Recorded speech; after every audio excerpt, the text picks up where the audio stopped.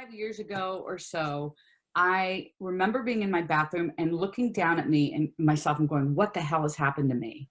You know, really, I burst into tears. I'm like, I don't know what's happening to my body right now. Like just imagining, like, I guess growing up from where you were to what is now. I don't think you probably could have pictured this as a kid. No, not at all. I thought when I was a kid, I thought this age was old. It's so interesting, our perspectives on that now. You know, 59 really is not considered that old, really. Yeah. But in our industry, it's old. I mean, I don't have any peers. I really don't. There are some that are just turning 50 or maybe in their 40s. There are a lot in the 40s, but there's no one about to turn 60 that that I've met anyway. I'm sure they're out there somewhere. Yeah. But there's not a lot of them. I think the fact that you were in your 50s and you had this really cool story is like what inspired me to first reach out to you. Oh yeah, thank you. Now, were you a music teacher before? First thing I wanted to ask you was kind of your origin story. Like, how did you get here? Yeah, it's so funny. I was a band director in the school system, and then I got a master's degree in school counseling. So I was a school counselor for most of my career, and I retired 4 years ago. This actually might be year 5 that I'm out, which is crazy to think about. So that was my identity. I was an educator for all the, but starting in like the 90s, I went to a gym and started doing classes and things. And back then it was all the high intensity aerobics kind of stuff. And we looked ridiculous and all that kind of stuff. Did you wear, I did. Yeah. Yeah. I just didn't have the big hair. I had real short hair. So I didn't have that. But we all looked like stupid, but it was a great community. And so I loved going to the gym because of that. That's what kind of got me in the gym, you know? And then I started working with trainers starting in the 90s, off and on up through present day. And I just started liking being in the weight section, you know, getting stronger. And that looked very different back in the 90s too. Right. Because it's traditionally, I guess, thought of as like a male domain, and like women don't lift weights, or there wasn't a lot of us in there back then. And I think, now obviously that's totally different, but even back then it was a lot of machines, and it wasn't so much, I don't think I deadlifted with anybody until later than that. Stuff like that just wasn't happening back then. But I was building strength, without a doubt. I was building strength, but the nutrition piece wasn't in place. No one really dealt with that either.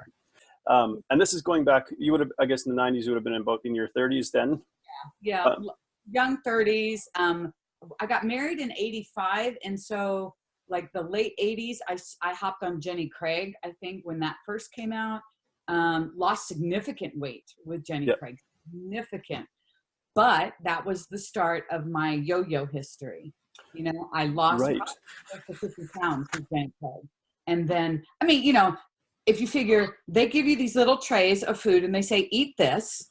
Yep. Okay, I'll eat this. And I lost weight. And I look back on that now and think, I probably was eating maybe 1,000 calories a day. Of course I lose weight. And of course I couldn't sustain that, So there began the cycle of gain, lose, segments of this 50 pounds over and over and over again. Right. It was 4 or 5 years ago. I have a slightly different history in terms of, but I do have a number of years where I yo-yo dieted trying to figure out like what to do. Yeah. And the message back then, I think also was, don't lift weights, you get big and bulky, or, and you of course are redefining that. And the other thing back then too was, everything was no fat, or that was the craze, and then, carbs are the devil. Well, they're still the devil. You go through different phases. And so you try all those things thinking that's the thing. I remember eating these little chocolate squares that were supposed to be appetite suppressants or something. I don't remember. They were a big deal. That was way back. I don't know when that was, but I don't know. I just remembered those the other day thinking, what the hell were those? I even tried that. I would try everything, Yeah. And was anybody talking about like your relationship with food in all of this? Or was it really just literally try to restrict and No one talked about it at all, except Jenny Craig. Right. And, Okay.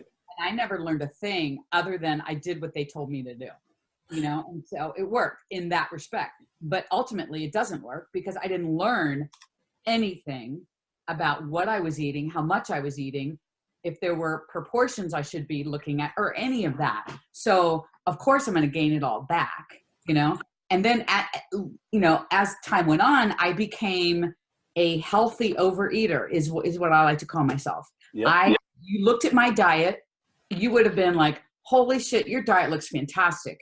And on paper, it kind of does it. But if I look back on it now, it was like super restrictive with Yep.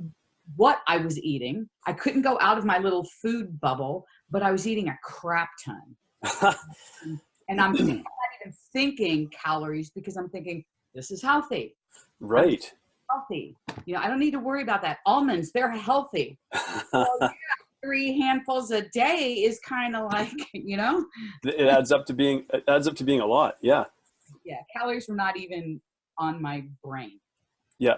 So what led to the change then? Because there seems to be like a point in your story where you're like, all right, something isn't working, something needs to change. And what led to that and made it stick? I think, how many years ago was it? Probably 4 or 5 years ago or so. I remember being in my bathroom and looking down at me and myself and going, what the hell has happened to me? Really, I burst into tears. I'm like, I don't know what's happening to my body right now. And I was in menopause, and no one ever talked about what that was going to do or what it actually does and what it doesn't do and all that. And I thought, okay, well, this is menopause. Okay, this is it. This is as good as it's going to get. And I ended up going to my doctor and talking to her and wanting all these tests because I knew my metabolism was low. I knew it had to be thyroid, whatever. And all my stuff came back fine. And she looks at me and she says, Susan, you're just eating too much. And I'm like, holy shit. You hear that? And I was devastated because I was a trainer at that point. And I'm like, oh my God. I've been doing this wrong for how many millions of years? And now you're telling me, I couldn't even wrap my head around it. And it took a while for it to sink in. And shortly after that, I signed on with Jordan Side as my coach. Yep. And that's when it changed.